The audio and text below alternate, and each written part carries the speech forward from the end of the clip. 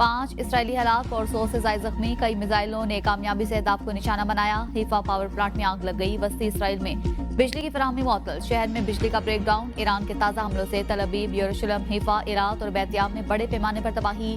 दर्जनों इमारतें मलियामेट, मुतादिद अफराद मलबे तले दब गए। इसराइली हुकूमत ने मुल्क भर में हंगामी सूरत हाल में 30 जून तक तोसी कर दी। अमरीका का मकबूजा बैतुल मक़दस में अपना सिफारतखाना बंद करने का ऐलान। पासदाराने इनकलाब का कहना है कि इसराइल का कोई कोना रहने के काबिल नहीं छोड़ेंगे। इसराइली आबाद कर मकबूजा इलाके फौरी खाली कर दें।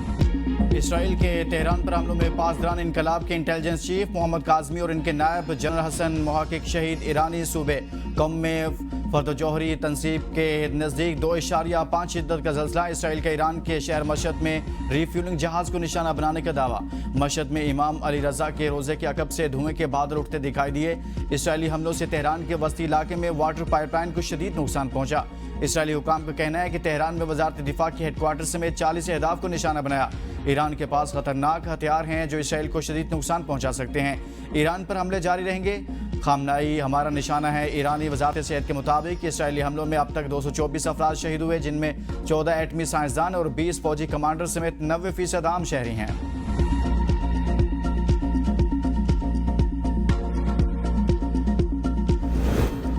अमरीकी सदर ट्रंप का ईरान और इसराइल के दरमियान जंग में शामिल होने का इंदिया। अमरीकी टीवी की सीनियर सहाफ़ी रेचल स्कॉट से ऑफ कैमरा गुफ्तगू करते हुए ट्रंप ने कहा कि ये मुमकिन है कि हम ईरान और इसराइल की इस लड़ाई में शामिल हो जाएं। फिलहाल अमेरिका किसी फौजी कार्रवाई में मुलविस नहीं। अगर पुतिन सालिसी करें तो वो इसके लिए खुले दिल से तैयार हैं। ट्रंप ने कहा कि ईरान के जौहरी प्रोग्राम पर मुज़ाकरात जारी हैं और मौजूदा कशीदा सूरत हाल के बाइस ईरान अब मुमकिना तौर पर मुआहदे के लिए ज्यादा आमादा होगा।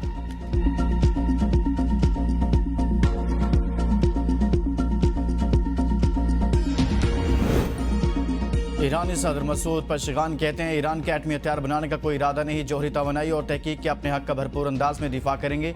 ईरानी कौम को हर इख्तलाफ, मसले और रुकावट को पस पुश डाल देना चाहिए। हमें इस नस्ल कुश मुजरिमाना जारहियत के खिलाफ इत्तेहाद और यकजहती के साथ मजबूती से खड़ा होना होगा।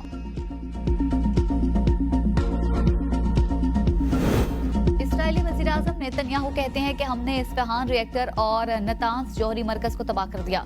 ईरानी क़यादत को कामयाबी से निशाना बनाया। खुफिया मालूमात हैं कि ईरान हौसियों को जौहरी हथियार मुंतकिल करना चाहता है। जौहरी मुज़ाकरात ईरान की यूरेनियम अफसूदगी से दस्तबरदारी पर ही कारआमद होंगे। ईरान हमारे हमले से हैरान रह गया। इसराइली कार्रवाइयों के नतीजे में ईरान में हुकूमत तब्दील हो सकती है।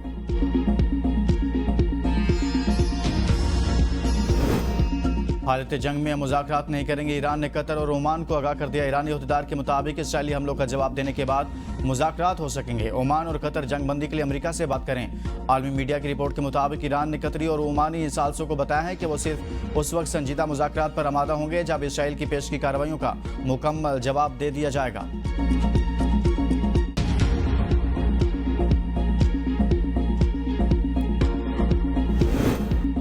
वज़ीर दिफा ख्वाजा आसिफ कहते हैं कि दुनिया को इसराइल की जौहरी ताकत से मुतल्लिक मोहतात और खौफज़दा होना चाहिए, क्योंकि इसराइल वाहिद मुल्क है जो किसी आलमी जौहरी नज़्म ज़ब्त का पाबंद नहीं। इसराइल ना तो NPTC पर दस्तखत किए हैं और ना ही किसी दीगर आलमी जौहरी मुआहदे को तस्लीम किया है। मगरबी दुनिया को इसराइल की जानिब से पैदा किए गए तनाज़ात और खित्ते में अदम इस्तेहकाम पर संजीदगी से गौर करना चाहिए। पाकिस्तान आलमी जौहरी उसूलों का पाबंद है और इसकी जौहरी सलाहियत सिर्फ दिफाई मकासद के लिए है। पाकिस्तान ने हमेशा जिम्मेदार जौहरी रियासत का किरदार अदा किया, जबकि इसराइल का तर्ज अमल आलमी अमन के लिए खतरा बन चुका है। पाकिस्तान की इसराइल पर जौहरी हमले की धमकी का झूठा और मनगढ़ंत प्रोपेगेंडा बेनकाब। RTV ने भी बयान की गलत तशरीह करने पर माजरत कर ली। रा के फेक अकाउंट ने झूठा दावा किया था कि इसराइली चैनल्स के मुताबिक पाकिस्तान ने अमेरिका को आगाह किया है कि अगर ईरान पर जौहरी हमला हुआ तो पाकिस्तान इसराइल के खिलाफ जौहरी रद्द अमल देगा। प्रोपेगेंडा मुहिम में वज़ीर दिफा के हवाले से भी झूठ बोला गया कि पाकिस्तान ने ईरान के हमले से कबल इंटेलिजेंस मालूमात फराहम की, जबकि ख्वाजा आसिफ ने 14 जून को कौमी असम्बली में ऐसा कोई एतराफ़ नहीं किया।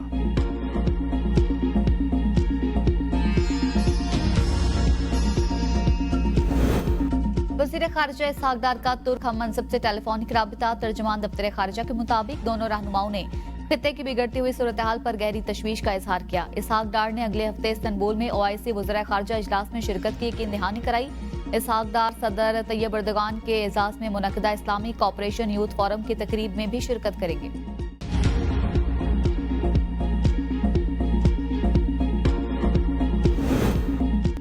इसराइल ईरान जंग पर खलीज ताउन कौंसिल का इजलास आज रियाज में होगा। Secretary general GCC Mohammed Jasim Al Badeiri Iran पर इसराइली जारहियत को आलमी कवानीन की खिलाफ वर्जी करार दे दिया। कहा आलमी बरादरी ईरान इसराइल कशीदगी रोकने के लिए किरदार अदा करे, फरीकैन तनाज़ा को मजीद हवा न दें, इससे मामलात मजीद ख़राब होंगे। ईरान इसराइल कशीदगी के बायस खत्ते के अमन को खतरात लाहक हैं। पेट्रोल 4 रुपए 80 पैसे, डीजल 7 रुपए 95 पैसे फी लीटर महंगा। पेट्रोल की नई कीमत 258 रुपए 43 पैसे और हाई स्पीड डीजल की कीमत 262 रुपए 59 पैसे हो गई। पंजाब का आइंदा माली साल का 5300 अरब से ज्यादा का बजट आज पेश किया जाएगा। नॉन तरक्याती बजट के लिए 4060 अरब रुपए, तरक्याती प्रोग्राम के लिए 1240 अरब रुपए मुख्तस किए जाएंगे। बजट में 3132 तरक्याती स्कीमें शामिल करने का फैसला। जारी स्कीमों के लिए 535 अरब 98 करोड़ रुपए मुख्तस करने, नई तरक्याती स्कीमों के लिए 470 अरब 62 करोड़ रखने की तजवीज़। पंजाब एयरलाइन के क़याम के लिए 1 अरब रुपए रखने का फैसला। स्पीकर मलिक मोहम्मद अहमद खान की ज़ेर सदारत असम्बली इजलास दोपहर 2 बजे होगा। वज़ीर ख़जाना पंजाब मुश्तबा शजाउर रहमान बजट पेश करेंगे। वज़ीर ख़जाना पंजाब मुश्तबा शजाउर रहमान ने कहा है कि आइंदा माली साल का बजट वज़ीर आला मरियम नवाज़ के तरक्याती विजन का आईनादार होगा। बजट में कोई नया टैक्स नहीं लगाया जाएगा। सीनियर सूबाई वज़ीर मरियम औरंगज़ेब कहती हैं सिर्फ बजट नहीं एक मिशन पेश करेंगे।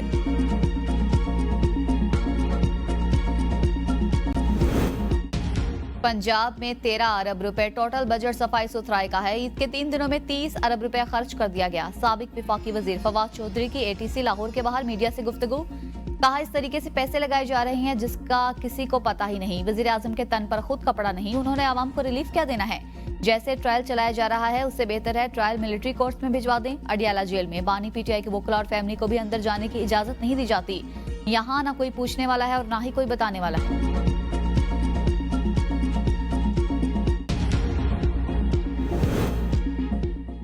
बलोचिस्तान के आइंदा माली साल का बजट कल पेश किया जाएगा। विफाकी बजट की तर्ज पर मुलाजमीन की तनख्वाहों में 10 जबकि पेंशन में 7% इजाफा करने की तजवीज़।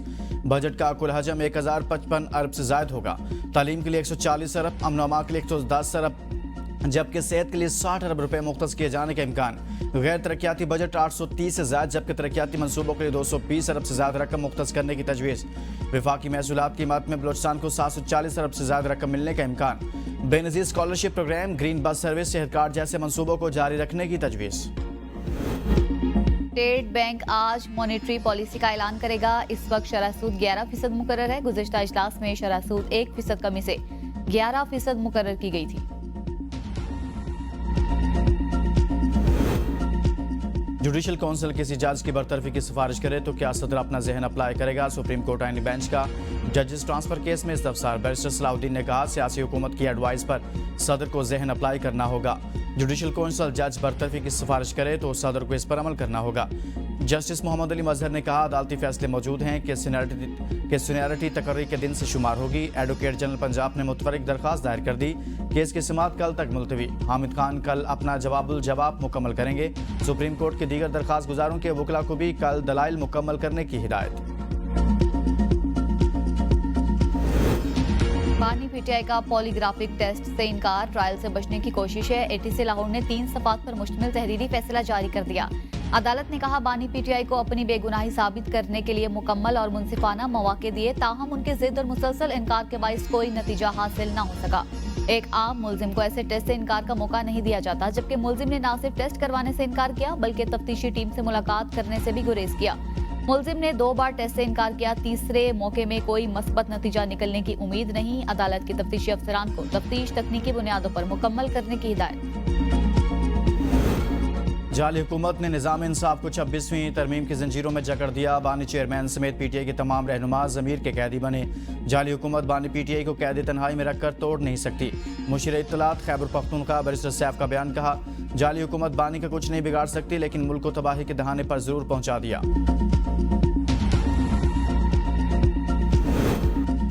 9 मई को जिना हाउस हमला और जलाओ गिराव के मुकदमात में आजम सवाती की 1 रोजा हाजिरी माफी की दरख्वास्त मंजूर। इंसदाद दहशतगर्दी अदालत लाहौर ने आइंदा समात पर मुल्जिमान के वकला को दलाइल के लिए तलब कर लिया। 8 फरवरी को पुरतशद्दुद रैली और रियासत मुखालिफ नारेबाजी के केस में आलिया हमजा, इंतजार पंजोता और फलक नाज बलोच की जमानत मंजूर।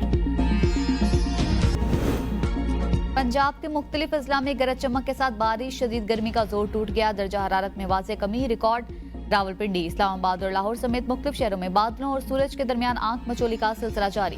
खैबर पख्तूनख्वा के बालाई चंद अजला में तेज हवाओं के साथ बारिश और यालाबारी का इम्कान। कराची आज भी शदीद गर्मी की लपेट में रहेगा। दिन के औकात में दर्जा हरारत 45 डिग्री से ज्यादा महसूस किए जाने का इम्कान।